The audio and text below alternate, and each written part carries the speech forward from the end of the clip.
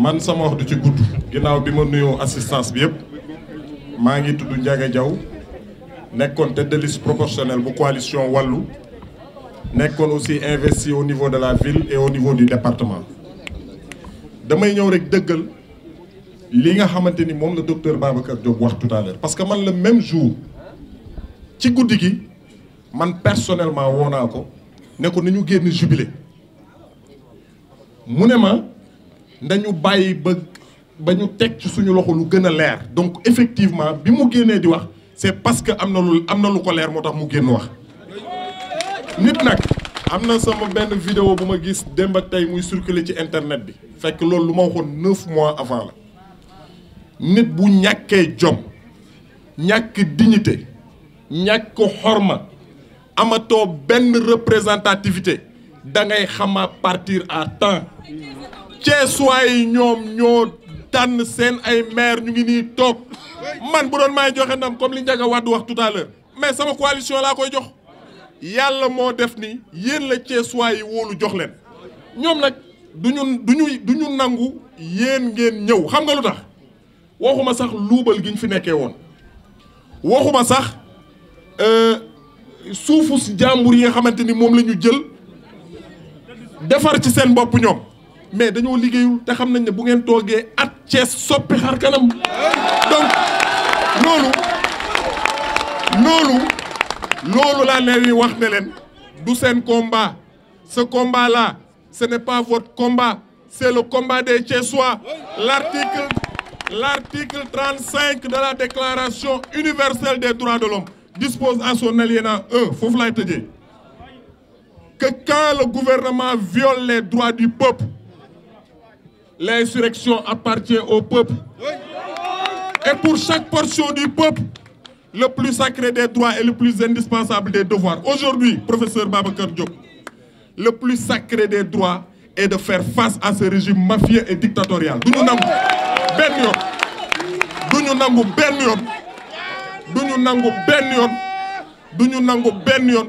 ñu bëgg a fokkante li nga xamante ni mooy ndam li maa ngi sant ñëpp di gërëm ñëpp di leen apporter soutien wu la grande coalition Wallu di leen wax ne ñu ngi ci seen wet jusqu'à ce que ñu delloo ñu jox ñu li nga xamante ni mooy suñu victoire je vous remercie. asalaamaaleykum maa ngi nuyu waa Yewwi Askan Wi yëpp maa ngi nuyu waa Thiès sax laay wax parce que waa Thiès ñoo teew fii man. candidat union citoyenne bunt bi laa demee woon bannière boobu laa demee woon ànd ak suñu délégation suñu tête de liste proportionnelle soxna Awa Doucouré suñu secrétaire administratif Gora Gueye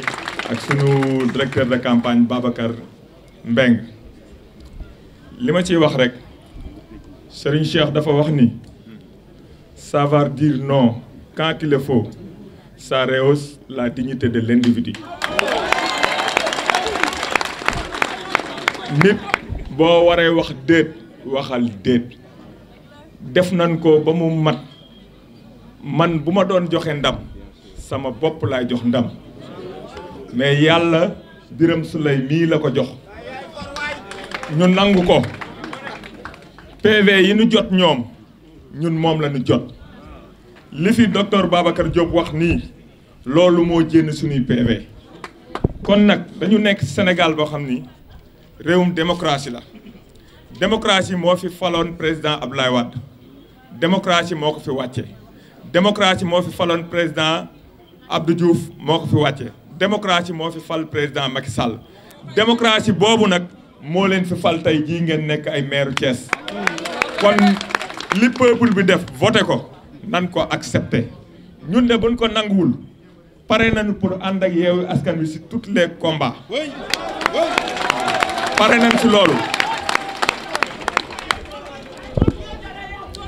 daan nañ ko def démb ak barki démb journaliste yi teew fii xam nañ ñu bu baax a baax loolu la ñuy continuer pour démocratie bi ñu jëmbat Sénégal duñu nangu kenn du ko bafoué kenn du ko yàq asalaamaaleykum wa rahmatulah. ni ko docteur Babacar Diop ibbee kàddoom li ci topp ñëpp wax ko je pense que waxuma Thiès mais Sénégal ñëpp xam nañ ni Thiès am na alternance et loolu je pense que du loo xamante ni fii Thiès kese ñoo ko xam mais Sénégal yëpp ñoo ko xam annoncé ko man mii candidat laa woon fële ca ouest dañu ibbi woon ay front yu bari pour changer le régime au niveau local loolu moo nekkoon suñu mission bu ñu assigné wul ñu ci doon liggéey pendant des années yàlla dogal Yewwi Askan Wi teg coalition bu mag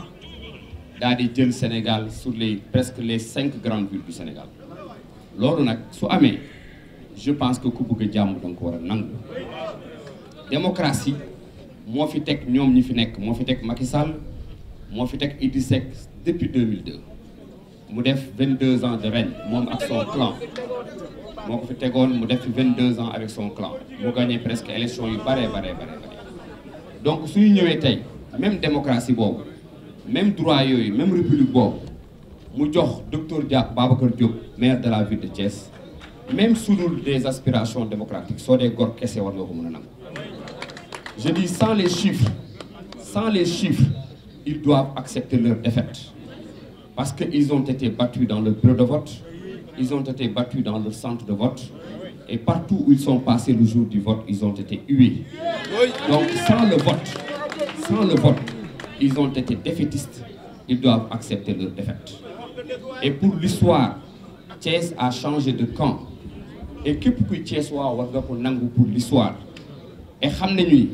Thiès su changé de camp mooy Sénégal dana changer camp en 2024